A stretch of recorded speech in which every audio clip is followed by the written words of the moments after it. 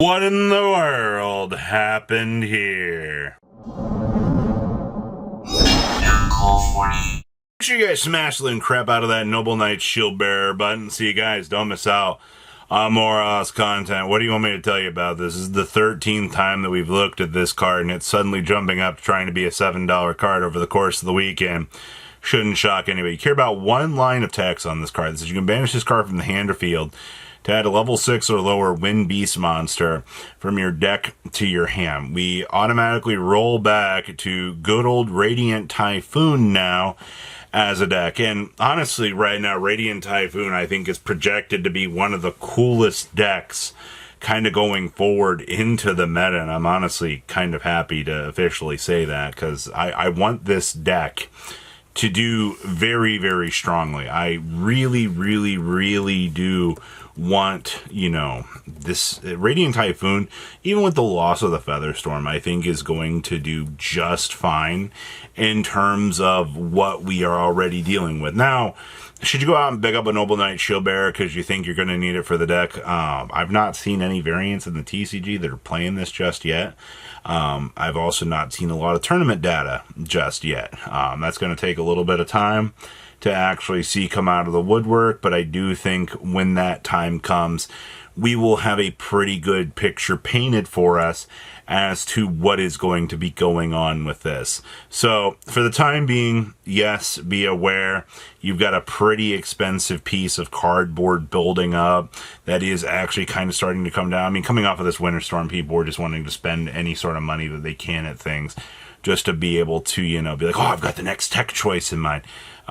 If you'd pick these up, we found this literally like 4 months ago and we were originally discussing Radiant Typhoon stuff, you would have probably won. So here's to, being surprised Pikachu faced by returning tax.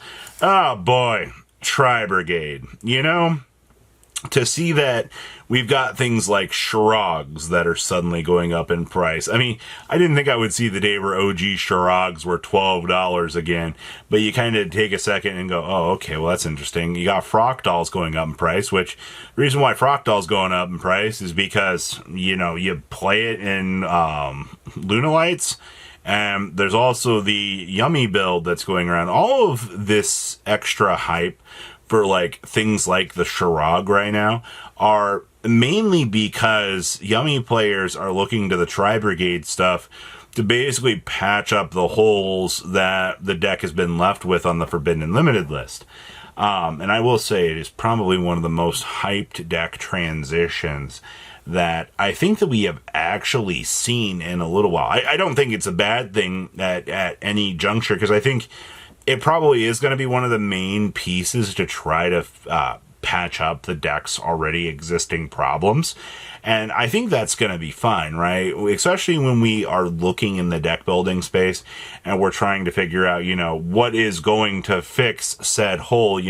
Why does this plug in here? Why is this going to be a thing? Well, it's all consistency upgrades, honestly. And also, Yummy, definitely losing the Link monster hurt the deck a lot, but it's not impossible now to be able to basically make a recovery board that's going to look good. I actually think it's very acceptable now to build Tri-Yummy and to give it a shot kind of going forward in the existing meta. So time will tell if this is going to stick around. I mean, we're a couple weeks away from the 300th, and I do expect to see some madness coming out of the woodwork with this. Oh boy, Secret Village. Oh my god. This is just like the laxatives in my system. Why are you guys suddenly shocked to seeing Secret Village go up in price? One, we just got the brand new Spellcaster drop on us. You've got people that are rushing out wanting to do that. But players are suddenly realizing, oh, I can build this into Dracotail. Oh, I can put this up in Dracotail because I actually have in-house Spellcasters that I can actually use. This is a tech choice that we saw coming out of the OCG for quite a while, people, and now suddenly people are surprised Pikachu face. I know this video sounds a lot of I told you so, but it's not the point. It's like, if you look at the patterns and you look at the things that come out of the OCG, when the TCG eventually catches up, it's the exact same scenario. It's a card you're going to side deck because it's a very stupid floodgate. If I go into the Draco Tail mirror match, lo and behold, my opponent does open up a spellcaster to log me out. I mean, I'm going to have a bad time, but I mean, there's a lot of matchups where you can just slam down the Secret Village and you're going to win auto-free. Being able to detour and just, tell 33% of the game that it can't actually function because monster spells and traps, when you take that away, I mean, what can you do, man?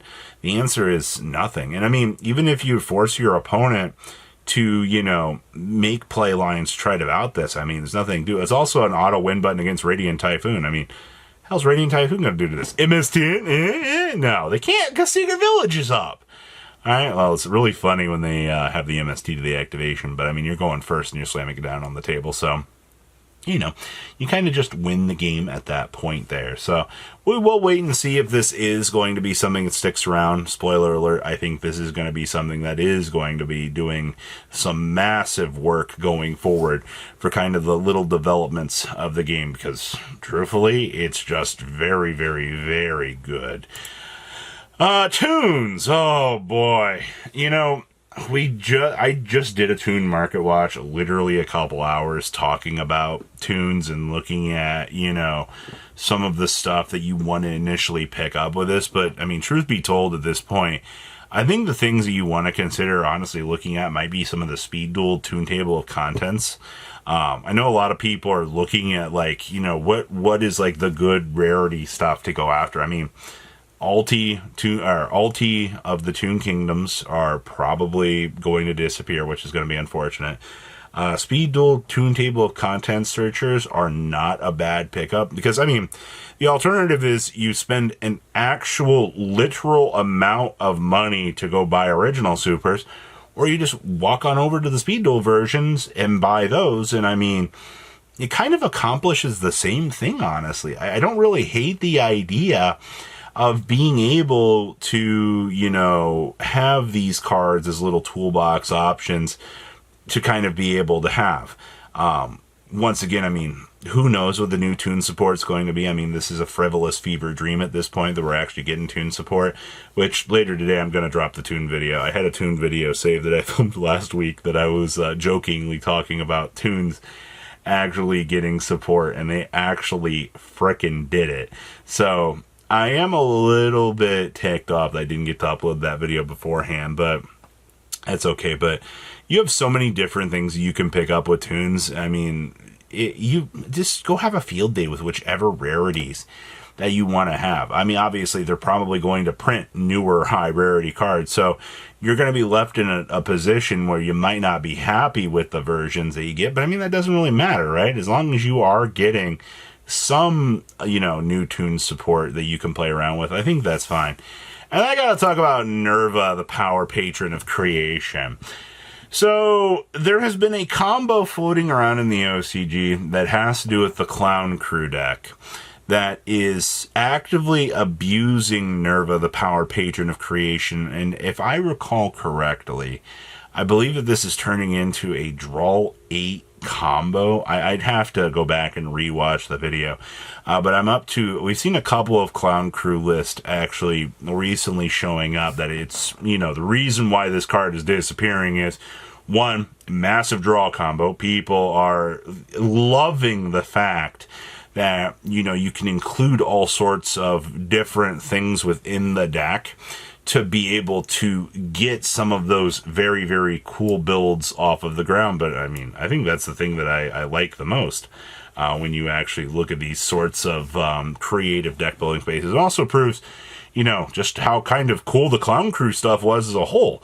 Like, if you're able to innovate and test out all sorts of different ideas based on an archetype whose job was to be able to give you different variants of results, I mean, screw it. That's awesome. honestly. So if you've been noticing the Power Patron of Creation Nerva actually disappearing, it's because there's a Clown Crew combo line that's actually just batshit crazy, and it actually does have some actual bearings. So we'll wait and see where that goes. But please, leave a comment down below. Tell me what you guys think, and I will see your beautiful faces back here later today, guys. Patrons, thank you.